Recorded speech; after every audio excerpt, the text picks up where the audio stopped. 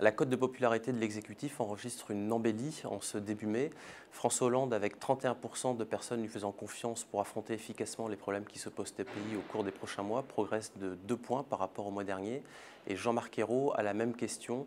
progresse lui aussi de 3 points, passant de 26% à 29% des personnes interrogées lui faisant confiance. Lorsqu'on regarde les résultats dans le détail en fonction des différentes catégories de population, on s'aperçoit que cette petite progression d'un mois sur l'autre en faveur du couple exécutif s'explique essentiellement par un regain de confiance auprès de 2 catégories en particulier, les cadres et les professions libérales d'une part et les retraités d'autre part. Lorsqu'on regarde les résultats en fonction des différentes catégories politiques, c'est-à-dire de quel parti sont proches les personnes que nous avons interrogées, on s'aperçoit qu'auprès des sympathisants socialistes, François Hollande et Jean-Marc Ayrault bénéficient d'une légère progression de leur cote de confiance, mais que dans le même temps, celle-ci a tendance à baisser très fortement auprès des sympathisants du Front de gauche et ceux d'Europe Écologie Les Verts, de l'ordre d'une dizaine de points, et qu'à contrario, la hausse est très légèrement modérée en faveur de François Hollande et aussi en faveur de Jean-Marc Ayrault auprès des sympathisants du centre et de la droite de l'ordre de quelques points. Les événements qui peuvent expliquer ce regain de confiance en faveur de l'exécutif, notamment auprès de l'électorat socialiste, c'est probablement en premier lieu le vote de la loi sur le mariage pour tous il y a quelques jours. Et ça, c'est quelque chose qui a permis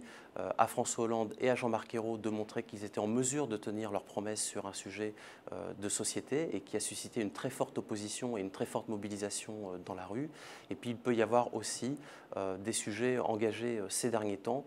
Je pense notamment à la prise de parole de François Hollande concernant l'aide aux entreprises et notamment l'accueil d'investissements venant de l'étranger. Lorsque l'on regarde l'évolution des cotes de popularité des précédents couples exécutifs par le passé, on s'aperçoit qu'effectivement, un an après l'élection présidentielle, le président de la République et le Premier ministre enregistrent généralement une baisse de confiance. Ce qui est inédit avec le couple Ayrault-Hollande, c'est que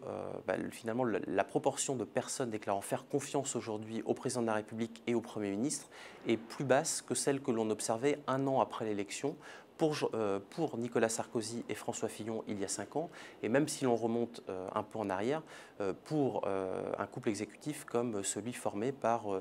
Jacques Chirac et Alain Juppé en 1996, ou encore Jacques Chirac et Jean-Pierre Raffarin en 2003.